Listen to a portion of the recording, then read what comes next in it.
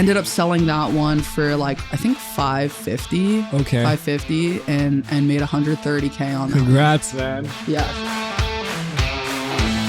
Today, we have special guest Stacey Johnson. She's 27 years old, former engineer turned full-time real estate investor. She's flipping houses here in Hawaii, has her own coaching program, and is a local social media influencer. Welcome to the show, Stacey. Thanks for having me. Aloha. Awesome, man. Well, it's just kind of really fun to just kind of get together and chat about your story. I mean, I feel like we kind of came up at the same time. The past maybe like 4 or 5 years, we were both kind of brand new and starting our journey. And it's kind of cool to see your progression over that time from when you first started to where you are now. Yeah, thanks for having me. You want me to go over my story? So before you were in a full-time real estate investor, you mentioned that you were an engineer. Tell us, how did you try, or what was the story behind becoming from an engineer to real estate investor? Yeah, so when I first went to college for engineering, I knew that I wasn't going to be an engineer forever.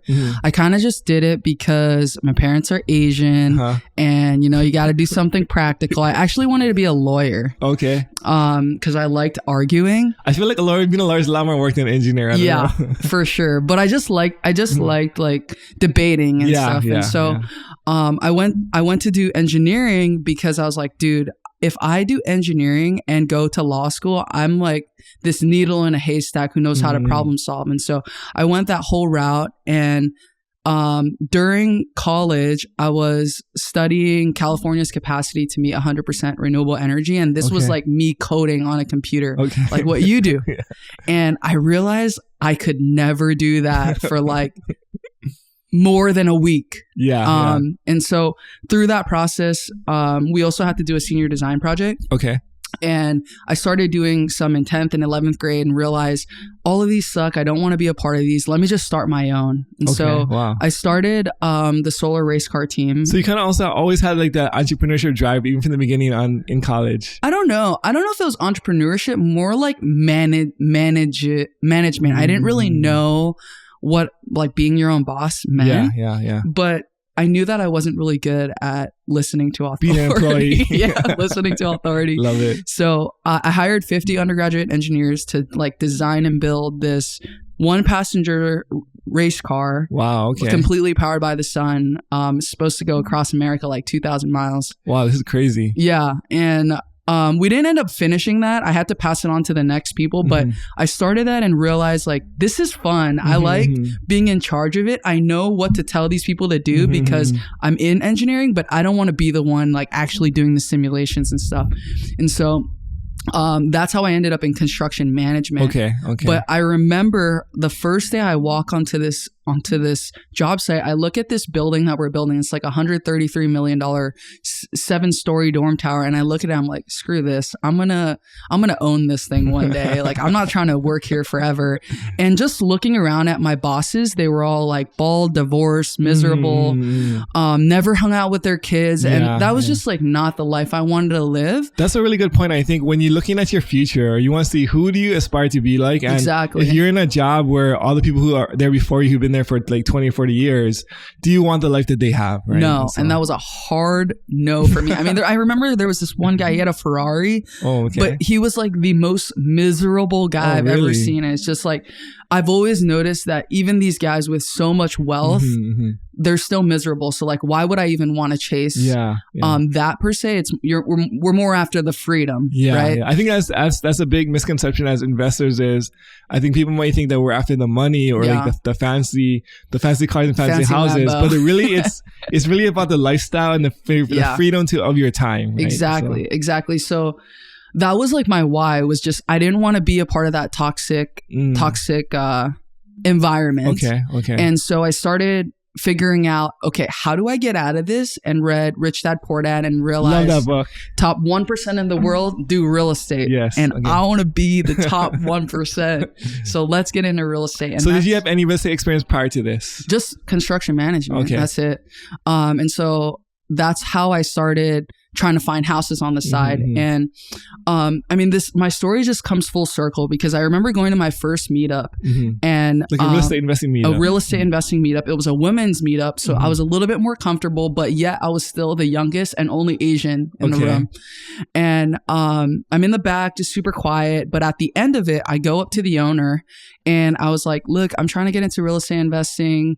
what are you up to? And just talking story. And she tells me like, oh, I have to go rent a U-Haul this weekend because I'm moving. I'm like, little me, I just shipped my Tacoma over to California. I was like, dude, screw it. I'll be your laborer. Just let me do whatever's be for a part. you. Just yeah, be, just learn, let me right? just be there to help you out. And instantly I was in her inner circle. And I knew that she was going to be the person that I could ask questions when I go try to do this real estate investing thing. And from there, I just started like driving for dollars. Insane. Well, number one, I love the story of how you volunteered your services for it to add value, right? Because a lot of times, like these real estate investors who have a lot going on, they don't have like a whole lot of need for certain different kinds of things, but they always have need for somebody who can help them and save them time. Yeah. Right? So like you're really, hey, I'll be free labor for you. I'll bring my Tacoma. I'll do some extra work. All I want to do is just absorb whatever kind of like knowledge you have. Your energy. Right? Like we're not even doing real estate. We're just hanging out, you know? And so I end up helping her with that. I started driving for dollars. So like I was working about 60 to 80 hours a week. As a construction job. Okay. And because I was living in an expensive neighborhood, I had $30K saved up. So I was living in LA off of $1,000 a month because I was house hacking my rental. And wait, talk about that. What do you mean house hacking? Dude, I didn't even know what I was doing.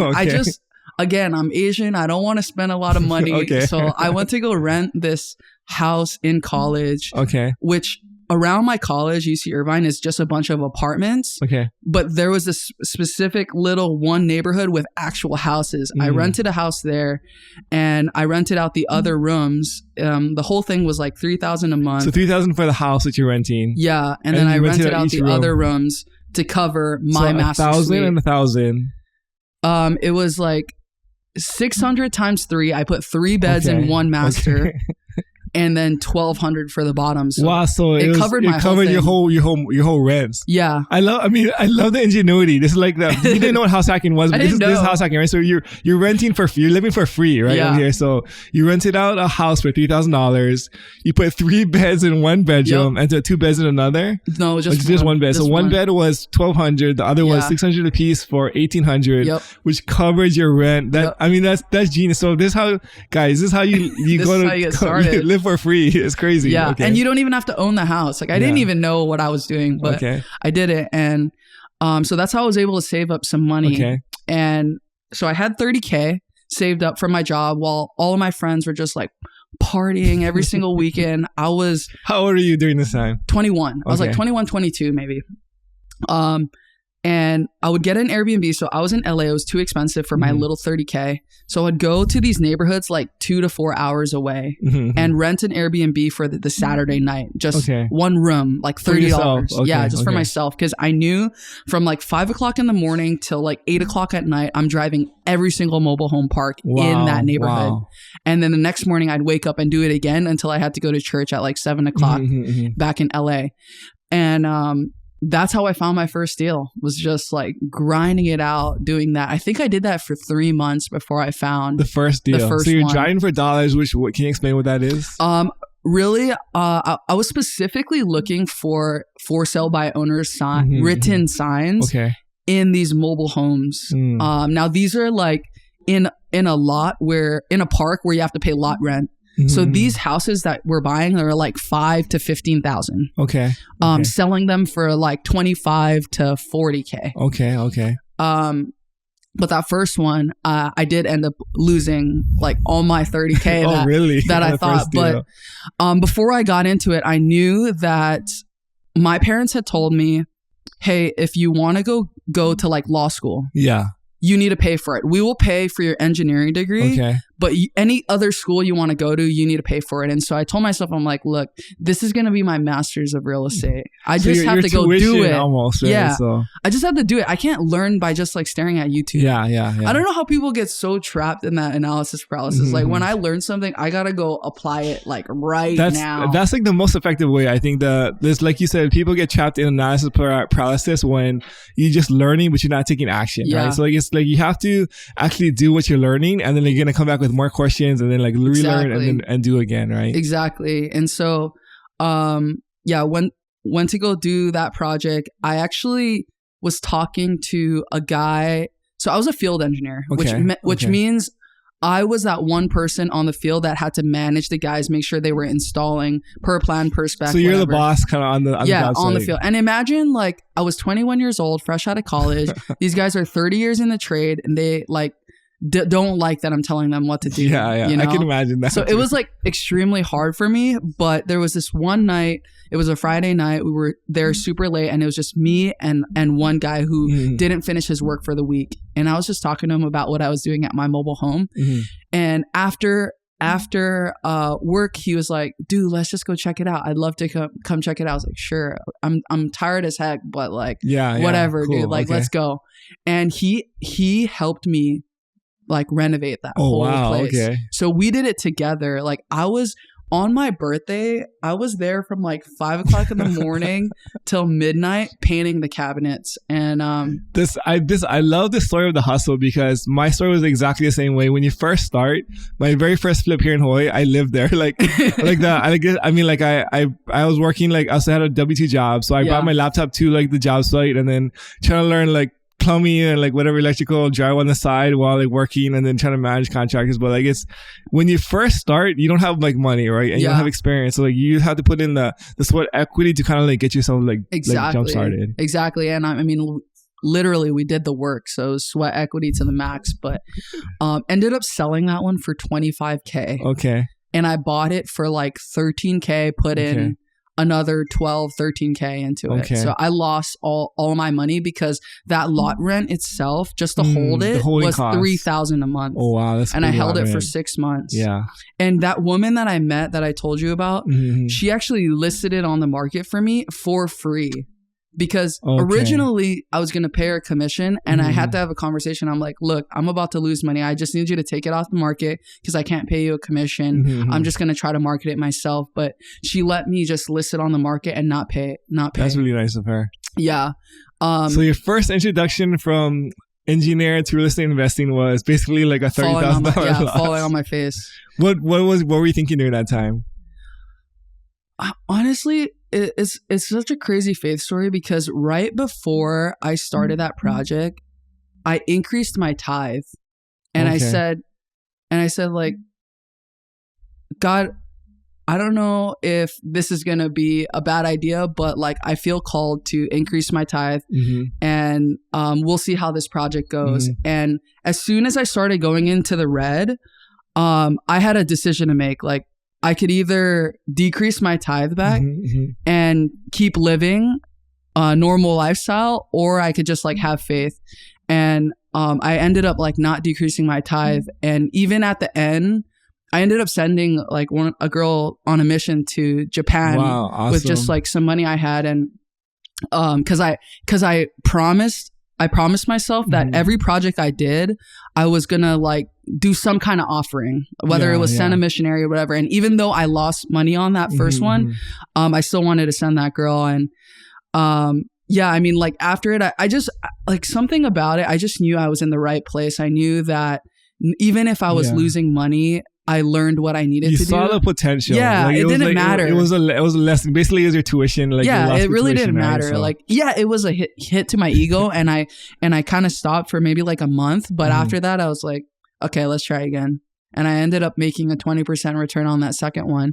But I ended up getting a coach on that second one. Okay, like a real coach, not just my girl that was like helping me. What coach? Who was your coach? You guys probably don't know him, but his name's John Fedro. Okay, he's like, he writes all the mobile home investing blogs on Bigger Pockets. So you actually recruited him to say, hey, can you help me with my next deal? Yeah. He had a coaching program that was like, it was such an easy entry price because it was a small entry price, but you shared profits with him on your first two deals. And I was like, oh, no way, dude. That's just for the oversight, right? Yeah. Just like hey, like, can you check my numbers? Can you make sure I'm doing the right thing? Right? Like exactly. Peace of mind. And like, it was the whole learn apply thing, right? Like I would go learn a part of his module. I'd go do it, bring it back to him, and he'd tell me every step of the way. Yeah.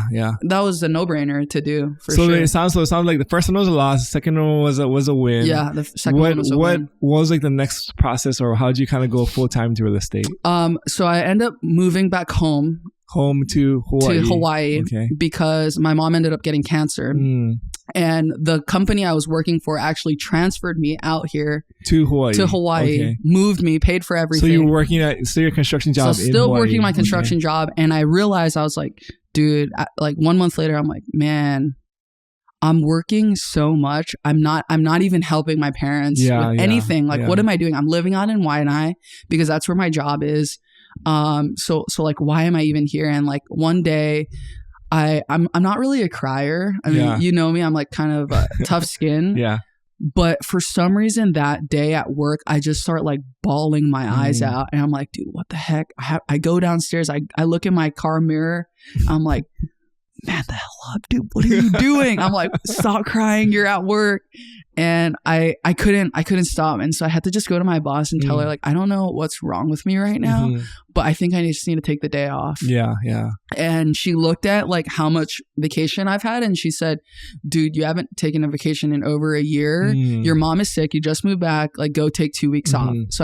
So I end up taking 2 weeks off. And the first week I'm just like praying and like meditating, just trying to relax. But that Friday of the first week, I made this prayer and I'm like, okay, God, did you bring me home so I could just like have the security of my parents and jump full time into real estate? Show me a sign in this next week. I'm going to call all of my leads in California and just try to find a deal. Show me something. I ended up wholesaling a deal that week on that Friday for $1,500. Awesome.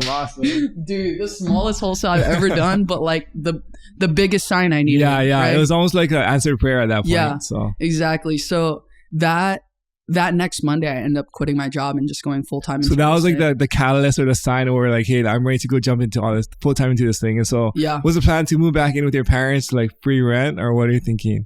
So I actually had a place. I had a 6-month lease. Okay. And this whole story just shows that like God was totally in this story because I was like, crap, for once in my life, I spoiled myself and got a beachfront 2-bedroom 1-bath house for like to rent. You mean to rent nice, for 6 months? Okay. How much was rent? $1,400. That's like that. But I was paying $0 before. Remember? Yeah. So I'm like, okay, I'm just gonna stretch myself. I'm just gonna be here for 6 months, and I'm gonna go back home after my mom's good. And I end up quitting my job, and 1 month later, some crazy crack addict like lit my house on fire. That's crazy. While I was inside, dude, like it was crazy. Somebody came up to my window and was like, dude, your house is on fire, get out. And I'm like on a Zoom call like with my partner, and I had to run out. And I mean, God was in that story because I didn't have to pay after that. I ended up moving back home with my parents. Yeah, and I didn't have it's almost to like perfect time. But that's crazy. So like so what happened? You're on a Zoom call. Like, tell me what happened again. I mean, like, I'm like, dude, some crazy crack addict threw like one of those. I don't know if you remember, but like a couple of years ago, there was somebody throwing these. I think they're called like Molotov cocktails. Yeah, it's alcohol with like a rag and like some like lit on fire. And they lit it on fire, and they were throwing that like all over Waianae, and one of those were my house. Wow. So he threw it into your house, and I mean, like up in flames. I mean, it wasn't as fast and dramatic as you think, but it was just the fact that like somebody ran into my yard, which is gated, and was like, "Dude, your house is on fire! Like, get out!" And thankfully, it was a duplex. My neighbors weren't there. Their house, their part got on fire like quicker than mine, so it was traveling. Did you to bring yourself out? What was there like? How did you escape? I barely had any stuff. I just grabbed my laptop, my Bible, and that's it. Nice. I always wonder whenever like I like play the scenario in my head, like let's take my house on fire. Yeah, what am I taking? I was like, is it my pictures? Is it like my laptop? Is it like whatever? Yeah, phone, laptop, Bible. That's it. Nice, love it. But yeah, I ended up moving back into my parents' house and just like grinded it out. I mean, my parents were. I remember my dad every day, like, when are you gonna get a real job? When are you gonna get a real job? Like, what are you doing in there? Because he sees you working, yeah, right? He sees me working, but like, where's the money? Yeah, you know? Yeah. But it was so good because I was able to like have dinners every night and not worry about anything. Yeah, just build, you know? The freedom of just like the headspace and like that, like, and then actually kind of working towards your own dream of building your future empire, your future investing portfolio, right? Exactly. And eventually I got like pretty annoyed of them. But thankfully I met my husband. Okay. And so now I could mooch off of him. That's funny. But now it's the other way around. Yeah. No, awesome. So okay, so like you're back in Hawaii, you're investing full time. There's like did you have any like big wins or any big deals that you did over here? Yeah, I mean, so it took me 6 months of just like straight follow up. I hired 6 cold callers. Cool. I mean, so what can you explain what that is? Yeah, so like I went on Facebook groups and just like joined all these virtual assistant groups. Okay. So you hired 6 virtual assistants. Virtual assistants. Can you just tell us what a virtual assistant is? Somebody in the Philippines calling for me. Okay, like cold calling, like homeowners. I mean, they could literally do anything, but them specifically, they were cold calling homeowners for me to see if they were interested in selling. Okay. And my job was to just do all follow up. I didn't want to do any cold calling. I tried for one day and I was like, screw this. I am never doing this. And I had no money. Yeah. So how was I going to spend on these cold callers? So I actually ended up buying. I had like $5,000 left after I spent $20,000 on Ryan Pineda's program. Okay. And I just spent that $5,000. I bought like this little Nissan Versa, 2009 Nissan Versa.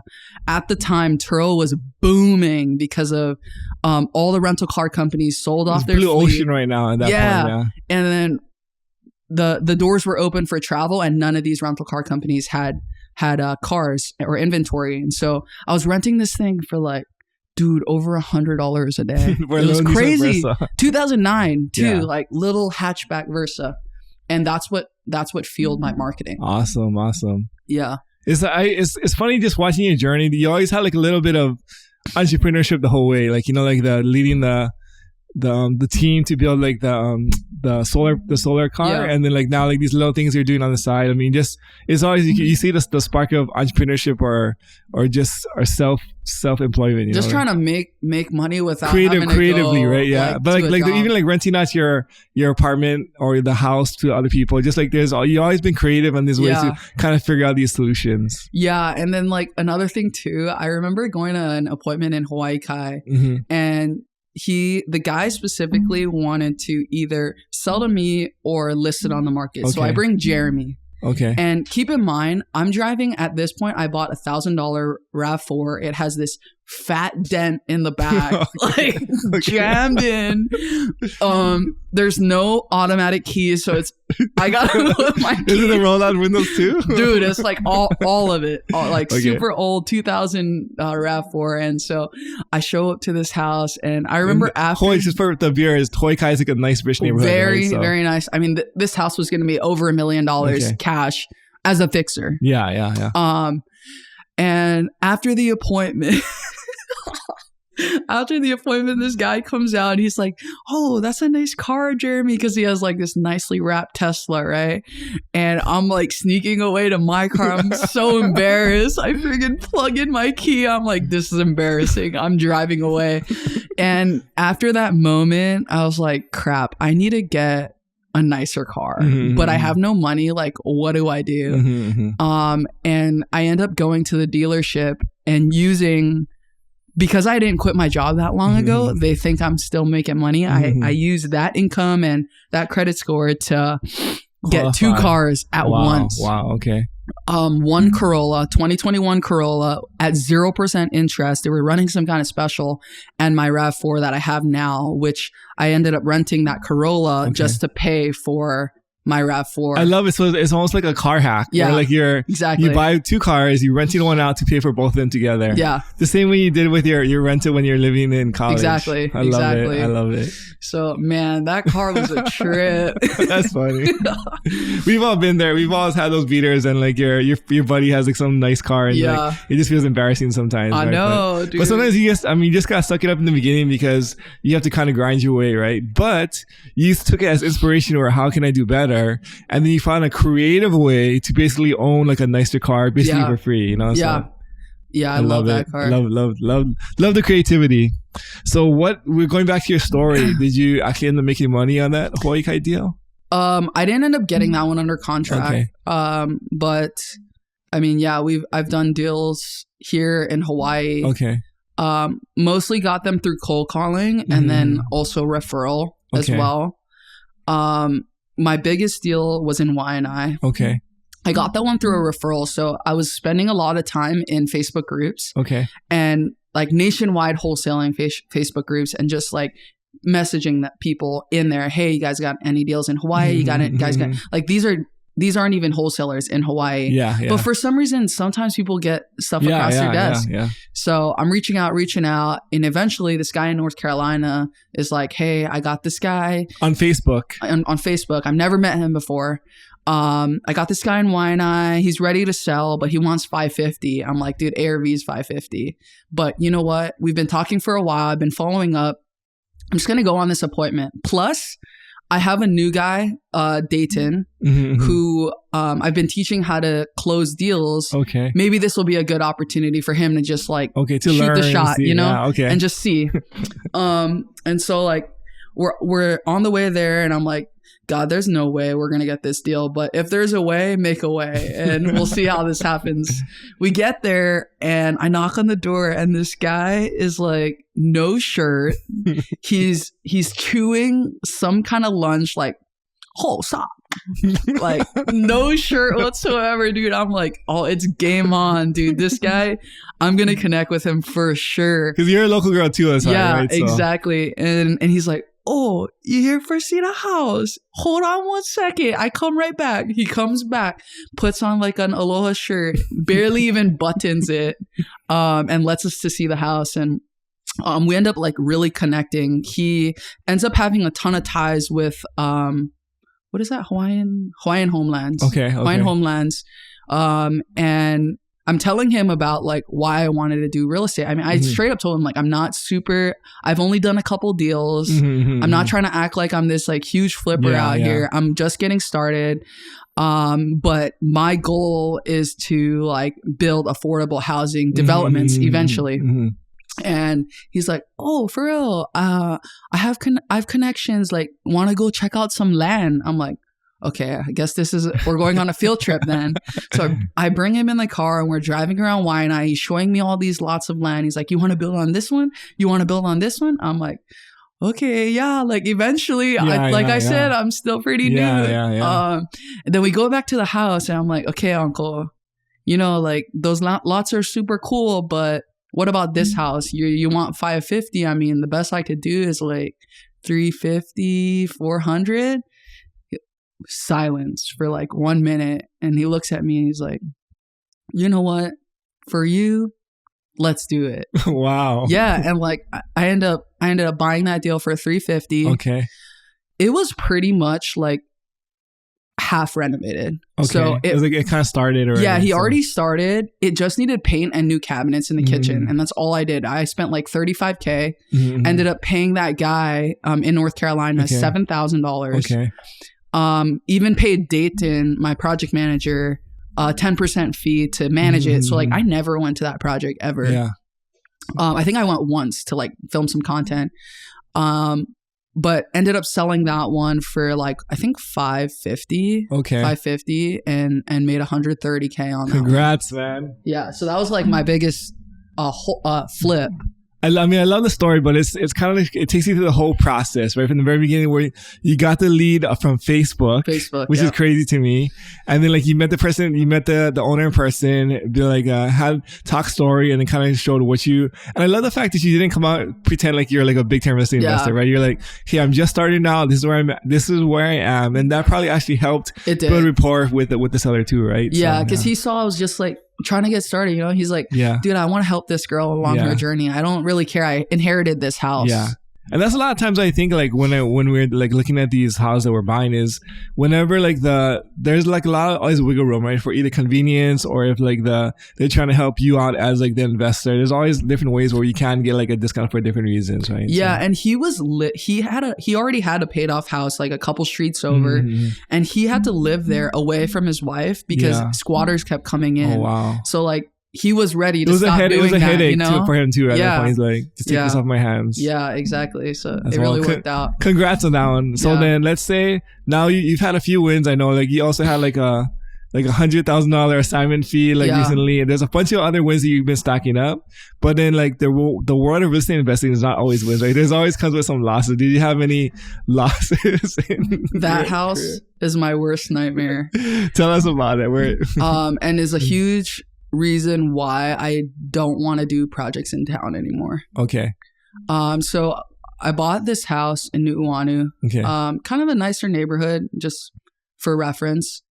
Bought that house for $875. Okay. And knew that in order to make the deal work, we had to add some square footage on it. So there was a carport downstairs that already had a bathroom that the plan was to turn that into a 400 square foot studio. Okay. And then in the back, there was like not like a shed. What are those? Like carport, but not for cars. Okay. Covered patio. Okay. And we would connect that to the existing house and enclose it for another master suite of 400 square feet. Okay. So we were literally doubling the size of this house. Okay. And I don't know what I was thinking, dude. Like, I kind of just went balls to the walls on that one. I don't know, but a lot of things went wrong. I mean, to start off, I went to go get a hard money loan on it. I told them about my experience, that they were specifically mobile homes. Okay. And it seemed to be fine, but for some reason, like 5 days before we were supposed to close escrow, they told us we can't fund your deal. And so I ended up having to bring in a partner that could help me fund it. And we ended up going in that together.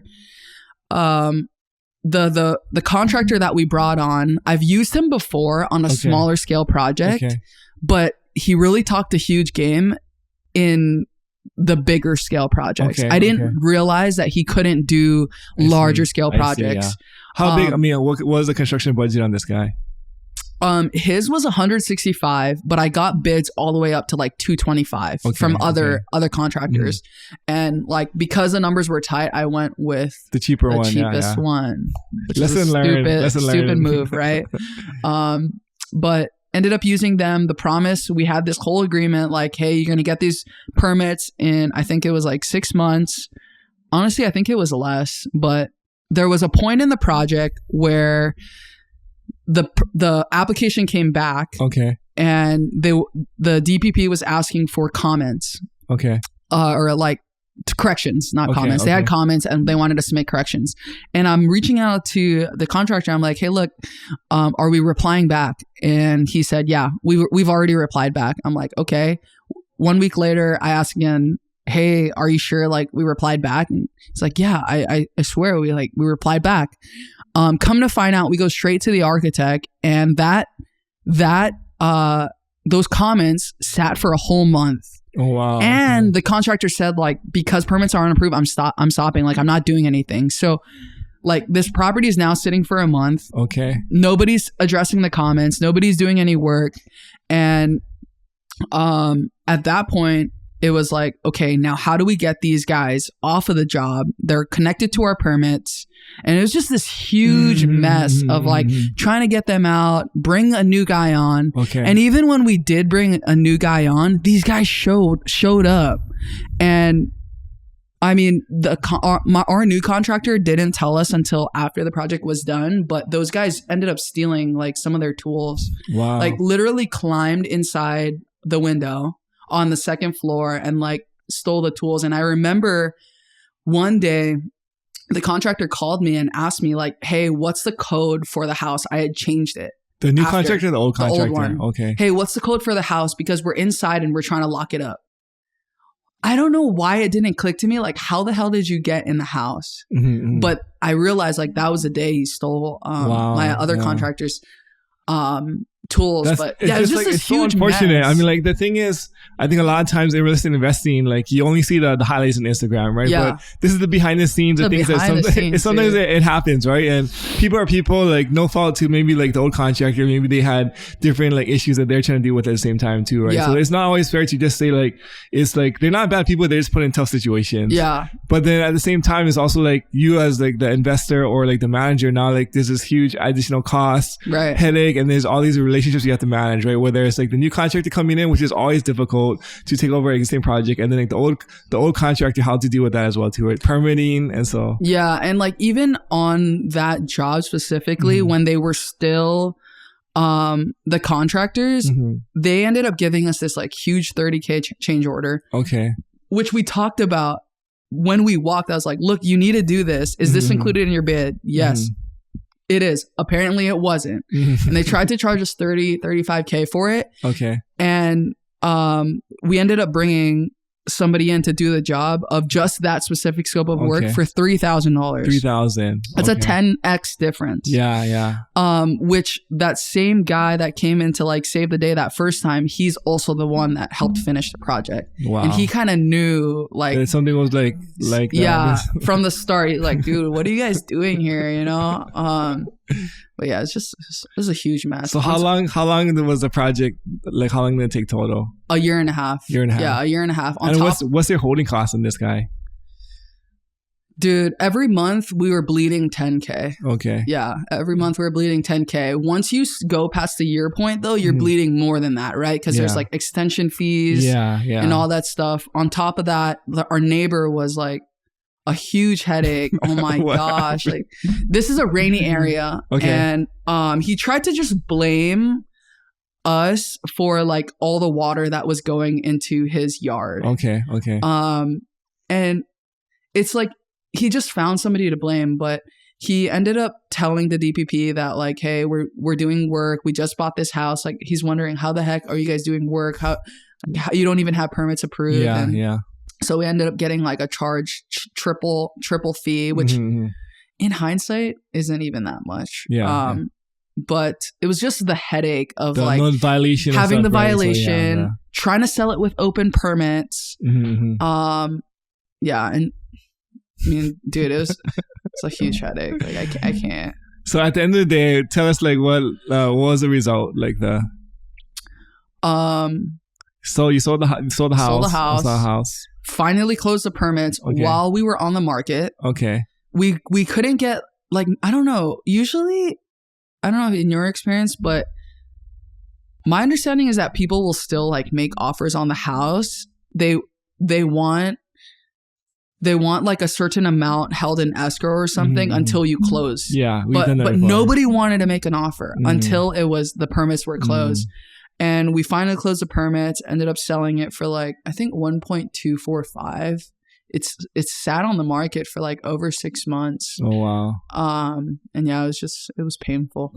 I'm sorry, but these are like the good lessons that will launch you into your career in the future, right? So you took a loss in this guy, but then it's gonna make you hopefully millions down the line. Yeah, and that's why I actually ended up wholesaling that one deal that I made $100K on, because originally I wanted to buy and do that project, but I had to come out of pocket for this loss. And so I was like, dude, I just need the money like right now. Let me just wholesale this.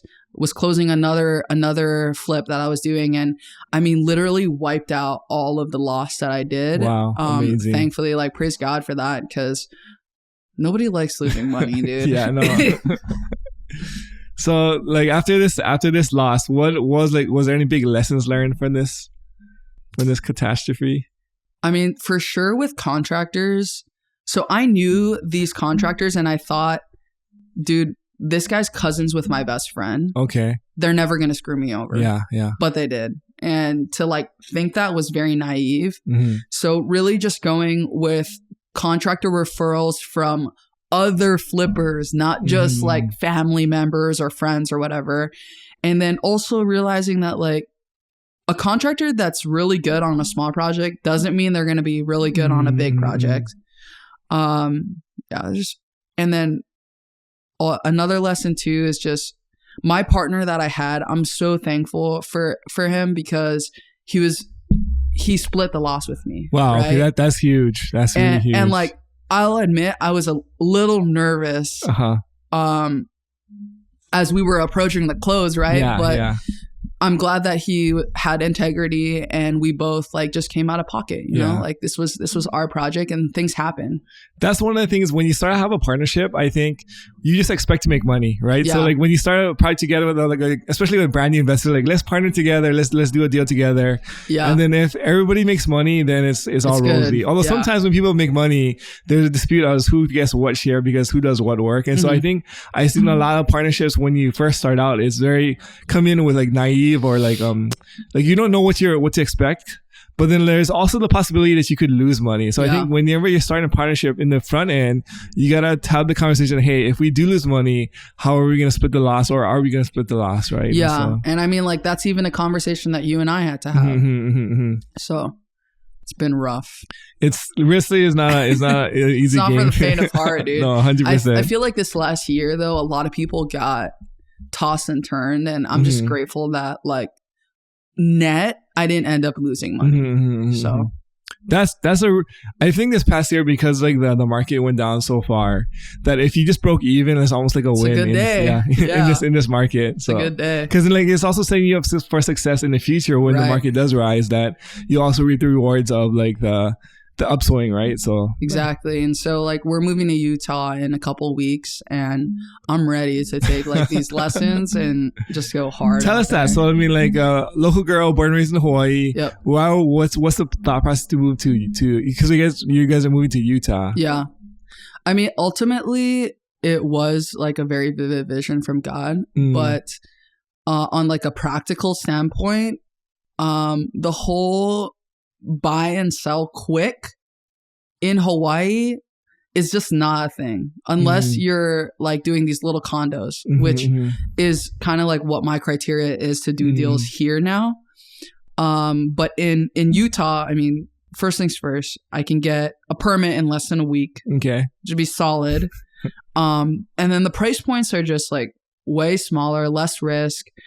Definitely less competition. I've already signed up for a couple wholesalers lists, and like I've been getting hella deals in my inbox. It's just crazy. Like I can't even believe how much more opportunity there is out there. And what's cool about Utah and my story of it coming full circle is the whole reason why I got intrigued about real estate investing was this guy I met in Newport Beach when I was 21. We were sitting watching the July 4th boat parade. Yeah. And I was asking him what he does, and he's like, I actually live in Utah for 6 months and 1 day. And then I live here for 5 months and 29 days because of taxes. And like, I don't pay any taxes, and I just own businesses. And I was intrigued by that. I'm like, man, what am I doing in California and Hawaii, So I think a huge part of it is business reasons. And then another thing is that we want to travel a lot. And I mean, I've had this dream since I was single to like get this RV and go across America, like all 50 states. I don't know if Marcus is up for that, but at least if I get him out to Utah, we can go traveling to all these different national parks. And I'm kind of like enticing him by, I made this promise to him that, okay, we're going to go build this portfolio out there. Our number is 10K a month. So like once we hit 10K, we'll decide where we want to go next, whether that's home or somewhere else. And he said like he really wants to live near a city that has an NFL team for a whole season and get season tickets. Love the idea. Yeah. I mean, I really like the vision that you get. You have like a very clear vision of what you want to do. And I think rental properties can get you there, like the $10,000 a month. And it's also like easier to find deals, honestly, on the mainland than Hawaii is a hard place to find deals. I think when I first started, I was in Indianapolis, and I literally got like 10 to 20 deals in my inbox every single day, right? Yeah. In Hawaii, I think I've got to maybe like 10 deals in the whole year sent to me in my inbox. Yeah. They're not good. Yeah. So, but that's the thing is like, just like the availability of opportunity, I think, like you said, in the Midwest or somewhere in the mainland, just certain states have like bigger opportunities than others. Yeah. And even with Utah, it's still like pretty pricey to where it's not like the best cash flow, but at least you get like cash flow and appreciation. Yeah. So we'll see how it goes. No, I'm excited for you guys. Like it's gonna be a fun journey, but also just not just like the real estate side, but just like you and your husband kind of embarking like kind of like a new adventure, right? And then you have a very clear vision. I guarantee you guys are gonna get there. Will it take 10 years? Will it take 5 years? Or will it take 2 years? Right? It's just like, but then given like your drive and like what you know, your knowledge and the way that you kind of have built the past like 3 or 4 years, it's not if, it's just when. So I really love like the way that you are building like your business and like your goals and your dreams for the future. Yeah, thank you. So let's talk about, you have a coaching program that you started recently. Can you tell us a bit more about that? Yeah, so I've had so many people just like try to ask me for a mentorship. And I've realized that I've tried to help so many people for free, and it honestly just like pissed me off because I would help these people and they would do nothing with it. And I'm just like, dude, you feel like stop trying to ask me. Yeah, like I'm so sick of you guys asking me if you're not going to do anything with it. So I realized like people need to invest some kind of money into themselves to like actually take action. Yeah, that's so true. And I don't do like, it's not like this huge thing or anything. It's just kind of like a passion project of if somebody's ready to invest in themselves, I essentially like get on an initial 60-minute call and ask them like a ton of questions and end up creating this like custom blueprint of like, hey, here's what you can do step by step to like find your first deal and get paid. And every single week we get on a Zoom call and I literally like guide you throughout the process. Learn, apply, learn, apply, learn, apply. It's kind of like what you wish you had when you first started. Exactly. And so that's pretty much what I'm doing. My goal next year is to try to help one person a month. So I want to help 12 people. So how long is a coaching program for? Is it 1 month? No. The smallest is 3 months. Okay. Most people sign up for 6 months. Okay. Yeah. And it's weekly Zoom calls. And then like you're holding them accountable on these weekly Zoom calls. They're like, hey, what did you do what we talked about? Are you like making sure like they're moving their ball forward? Because that's the biggest thing. Like even when I joined Wealthy Investor, I didn't want to join Rookie because I needed that accountability call. Like that's what you need when you're first starting. Yeah. I mean, the thing is like real estate investing is really like self-motivation and self-driven. Yeah. So if you don't have the accountability, either like a super strong internal drive or other friends around you kind of keep you accountable, it's very hard to stay consistent over the long period of time. Yeah. Amazing. So super excited about that. So maybe bring it back to the beginning of your journey. If you have like a brand new investor, some of these guys who are just starting out, what kind of advice would you give these guys? I would say to definitely find somebody who's already where you want to be and provide as much free value as you can. That same girl, I mean, bringing this whole story full circle, that same woman that helped me list that property for free. Yeah. When I quit my full-time job, I joined Wealthy Investor. I had all these systems and processes that I knew I could implement, but I had no money. So I went to this woman. I'm like, look, I will build out this whole thing for you. Okay. And I ended up building out her whole cold calling system, which she was doing business for the last 20 years off of referral. So now she has all these leads coming in. I'm the one following up with her. I even go to live in Big Bear at our projects for a little bit, managing these projects. I raise money for her and I'm just learning everything I need to know. 6 months later, once we were done working together, like my first year of real estate, I ended up making over $200,000. Wow. Amazing. So it's like, if you can go teach if you can go help somebody with whatever value you have, it doesn't even, I mean, I helped her move out of her place. Like, don't think it needs to be specifically with real estate investing. And just provide them as much value. They're going to teach you everything you need to know and more. Amazing. Well, I mean, just so thank you for just jumping on, Stacey. Super inspired by your story and like super excited for your future. If people want to reach out to you, where can they find you? Definitely on Instagram, Real Stacey. Just look up Stacey Johnson. Hopefully, we'll include a link. There'll be a link below. Yeah. So. And subscribe on YouTube. Awesome. Well, thanks for jumping on the podcast today. So we appreciate you and good luck in Utah. Thank you.